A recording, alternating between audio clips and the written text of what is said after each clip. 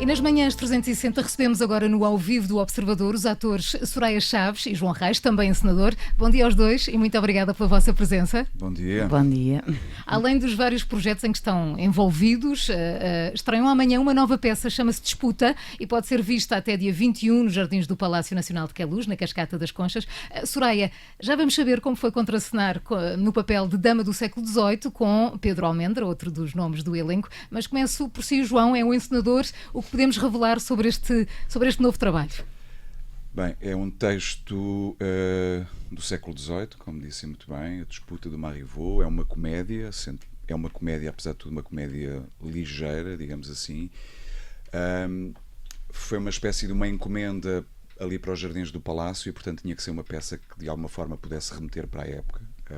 Portanto, sendo uma peça clássica, aborda temas que são transversais e são contemporâneos, nomeadamente a fidelidade amorosa, a inconstância amorosa, etc. Portanto, resumidamente, aquilo é uma espécie de uma experiência científica em que um príncipe e a sua dama ou a sua amante, que é Hermione, que é precisamente interpretada pela Soraya, decidem, portanto, fazer há uma espécie de uma disputa em que eles discutem qual dos dois sexos terá sido primeiro inconstante no amor. E, portanto, há 4 jovens, 2 casais, que estão em reclusão durante 18 ou 19 anos, que são educados e formados por 2 amos, negros, propositadamente, para diferenciar ainda mais a cor e a surpresa quando aparece uma outra pessoa. Portanto, esses jovens vão ser confrontados pela primeira vez, uns com os outros, e, portanto, vamos tentar saber, a partir dessa relação e dessa surpresa, como é que eles vão reagir ao outro, ao corpo do outro, à linguagem do outro,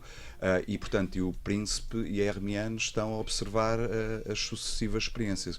É uma experiência conduzida pelos 2 amos, portanto, os jovens vão sendo postos à prova, depois aparece uma outra jovem, a esse primeiro jovem rapaz que tem o seu par, que é a Aiglé. Portanto, os 2 pares são a Aiglé e o Azor, e a Adine e o Merin. E pronto, e depois vão sucedendo várias peripécias ao longo da história e o príncipe e a sua amante vão observando. É uma espécie de Adão e Eva com maçã pelo meio e observadores. Exatamente, é uma espécie assim, se quisermos ser mais práticos. Depois, o que é interessante é que, como eles falam a mesma língua, portanto foram educados e falam a mesma língua, digamos que a linguagem serve de ferramenta para o jogo amoroso.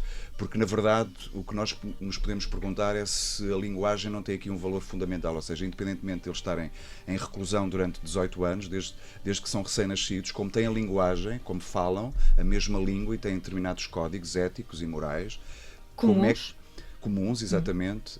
O que é interessante perceber é que depois há um outro par que anda a deambular pelo palácio e que já tem, portanto, uma outra experiência amorosa, se a linguagem não permite uma abordagem mais ou menos semelhante em termos do jogo amoroso. E é isso que eu acho que acontece, de facto. A peça desenrola-se ao ar livre, num cenário natural para esta época.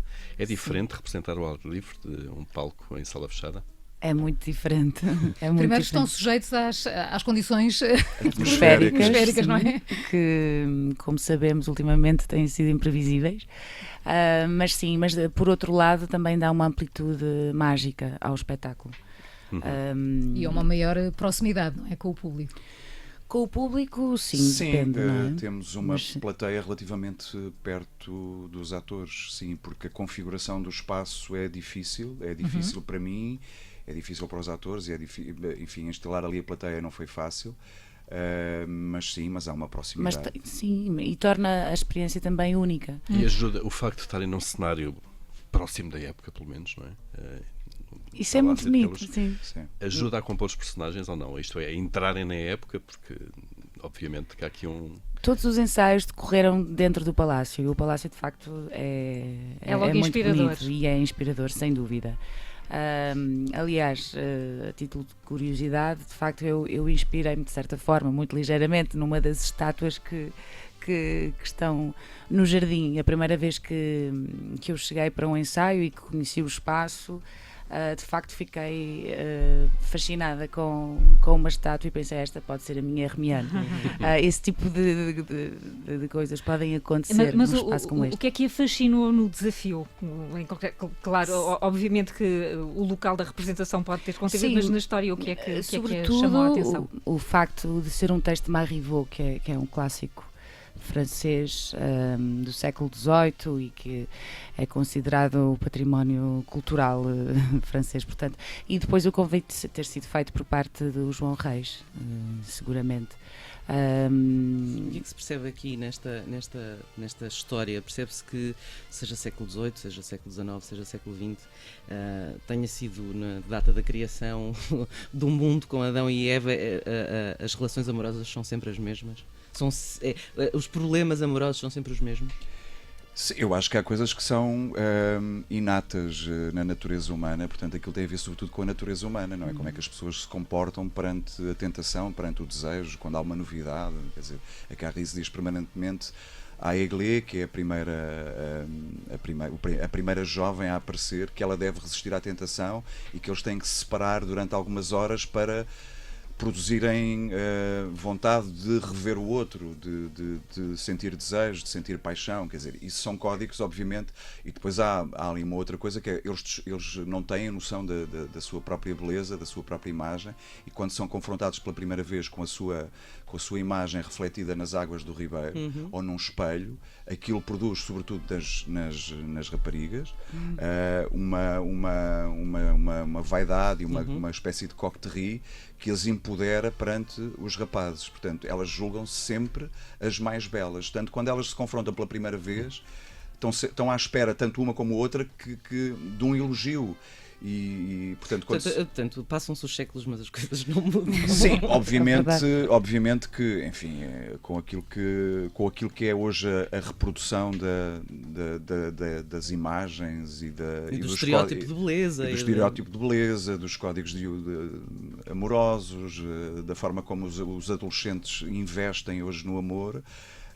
Enfim, seria impossível reproduzir uma experiência daquela natureza, não é? Porque estamos a falar, apesar de tudo, a falar do primado dos sentimentos e das emoções. Soraya Chaves, é a primeira vez que desempenha um papel deste género, de dama do século XVIII? Sim. É um desafio maior, por isso? Todos os trabalhos são desafiantes. Todas as personagens novas que surgem representam um desafio. Este foi um desafio especial, eu acho que mais pela linguagem, não é? Porque é uma linguagem de facto do século XVIII e eu achei isso interessante. Achei, ok, como é que eu vou pegar neste tipo de linguagem? Não há adaptação, natural. não está adaptada. Foi adaptado pela Maria João Brilhante. A tradução é da Maria João Brilhante, portanto é a versão que o João Perrier usou há 20 e não sei quantos anos no Teatro da Trindade. Mas é uma linguagem muito simples e muito para quem não acessível. conhece o texto, mantém os traços de linguagem do século XVIII? Uma linguagem mais rebuscada ou foi adaptado aos tempos? Não, eu acho que a tradução é mais ou menos fiel ao texto, mas o texto não tem... Enfim, às vezes há algum ou preconceito ou medo relativamente às características do texto. É um texto muito acessível e com uma linguagem decifrável. João Reis e Soraya Chaves, temos um minuto. Quem são os outros atores que fazem parte desta peça? Além do Pedro Almendra, que já falei aqui. Soraya Chaves, a Diana Sousa Lara, o Bernardo Beja, o Luís Simões, a Ana Pessoa, Laurinda Chiung, Daniel Martinho, João Teixeira e Alice Coelho. E tem isso tudo de cabeça, é impressionante. São 10 atores, vários, não é? 6 deles são jovens, aliás, eu acho que alguns deles estão a estrear-se pela primeira vez. E, portanto... 6 são jovens. Não, no contexto da peça somos todos jovens. Todos jovens. No contexto da história. A atriz Soraya Chaves e o encenador João Reis, os nossos convidados do Ao Vivo de hoje. A peça Disputa estreia amanhã na Cascata das Conchas, Jardins do Palácio Nacional de Queluz, às 9h30 da noite, correto? Correto, sim. Muito obrigada pela vossa disponibilidade para estar nas manhãs Obrigada. 360 e que tudo corra bem amanhã. Muito obrigado.